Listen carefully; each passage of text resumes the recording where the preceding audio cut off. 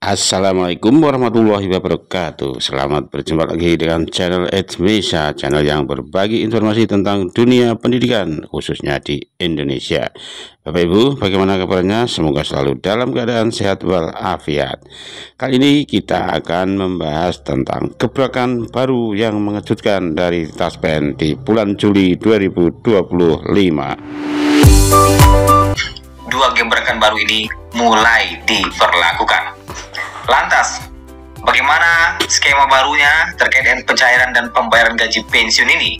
Mari kita simak informasi selengkapnya. Nah, sebelumnya kita ketahui bersama bahwa untuk gebrakan pertama ada dua bank yang dialihkan, yaitu Bank BTPN dan BWS, dialihkan ke kantor pos mulai 1 Juli 2025. Nah, terkait dengan pembayaran gaji yang dialihkan ini, ternyata ada 4 opsi pencairan dana. Tersedia 4 opsi pencairan dana, yang mana Taspen mengalihkan penyaluran gaji pensiunan PNS lewat kantor pos mulai 1 Juli 2025. Perubahan ini berlaku bagi para pensiunan yang telah menerima pemberitahuan resmi dari Taspen. Pengalihan pembayaran ini diumumkan lewat akun media sosial resmi Taspen dan ditujukan untuk pensiunan PNS yang sebelumnya menerima gaji pensiun melalui Bank Mitra BTPN dan Bank BWS. Namun, bagi pensiunan yang masih memiliki pinjaman aktif atau hutang di kedua bank tersebut, ternyata proses pencairan tetap dilakukan melalui bank yang bersangkutan. Jadi tidak dipindahkan ke kantor pos menurut informasi dan beberapa komentar dari para pensiunan.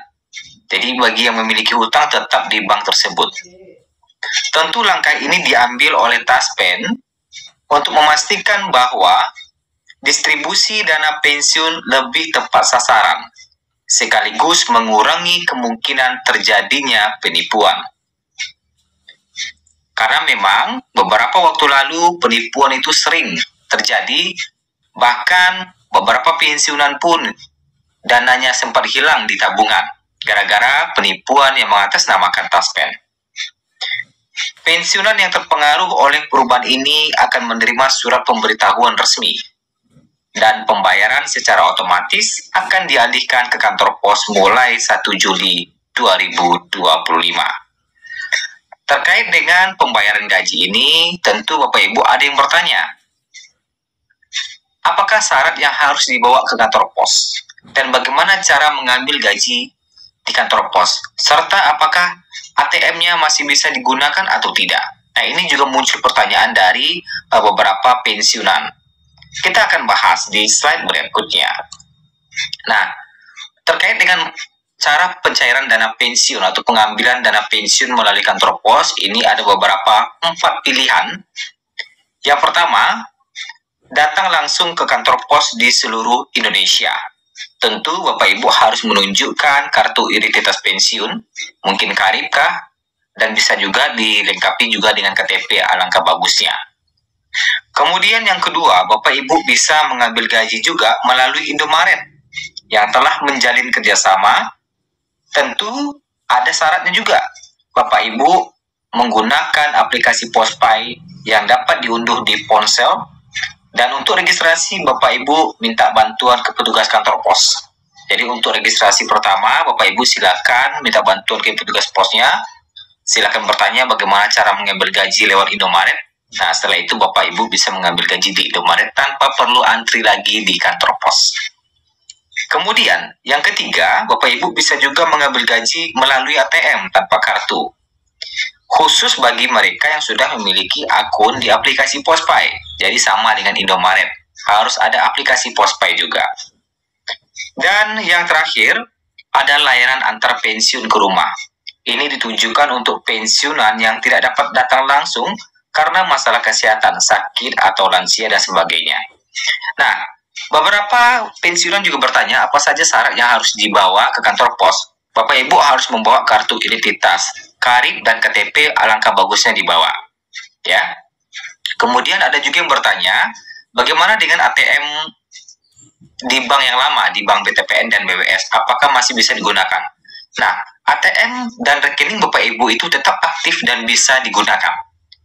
Hanya saja pembayaran gaji pensiun itu tidak lewat bank BTPN dan BWS lagi, tetapi disalurkan ke kantor pos.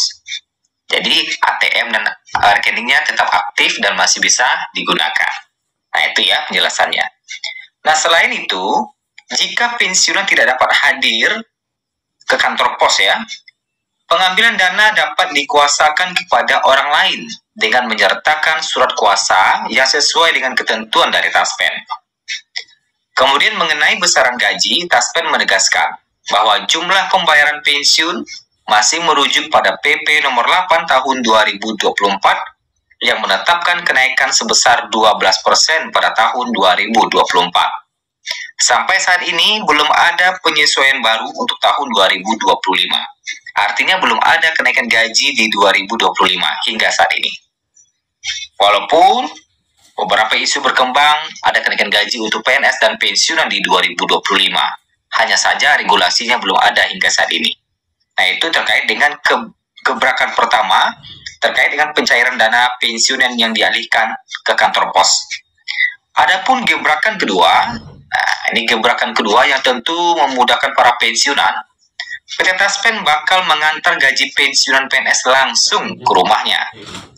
Jadi pensiunan PNS kini bisa menikmati layanan antar gaji ke rumah bagi golongan khusus. PT Taspen selaku penyalur dana pensiunan PNS akan memberikan layanan antar gaji ke rumah langsung asal penerima memenuhi syarat berikut. Mulai 1 Juli 2025, PT Taspen memperbarui skema pencairan gaji pensiunan PNS.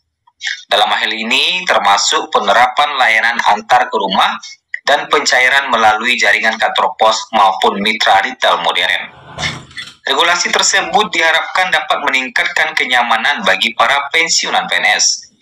Meski begitu, tidak semua pensiunan PNS dapat menggunakan layanan antar gaji ke rumah tersebut, melainkan hanya dapat digunakan oleh pensiunan PNS dengan kriteria khusus, yakni pensiunan dengan kondisi sakit keras atau berusia lanjut, maka ia berhak mendapatkan layanan tersebut.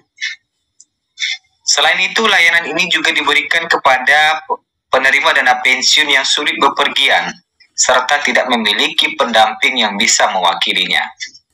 Anda dapat menyampaikan kondisi ini kepada petugas kantor pos atau Taspen melalui telepon resmi atau berkunjung langsung ke kantor Taspen. Lebih lanjut, pensiunan PNS juga bisa menggunakan surat permohonan atau aplikasi Taspen otentik untuk melaporkan keadaan tersebut.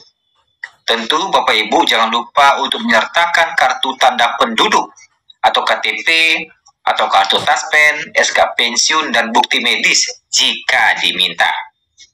Kemudian petugas akan segera menjadwalkan kunjungan ke rumah pensiunan PNS atau penerimanya. Tentunya dengan membawa dana tunai atau alat elektronik untuk melakukan verifikasi data. Nah, itulah dua gebrakan baru dari Taspen untuk pensiunan yang mulai diberlakukan pada bulan Juli 2025. Demikian Bapak Ibu semuanya pembahasan kita tentang gebrakan baru di awal Juli 2025 dari PT Taspen. Semoga ada manfaatnya, ada kekurangan mohon maaf. Wassalamualaikum warahmatullahi wabarakatuh.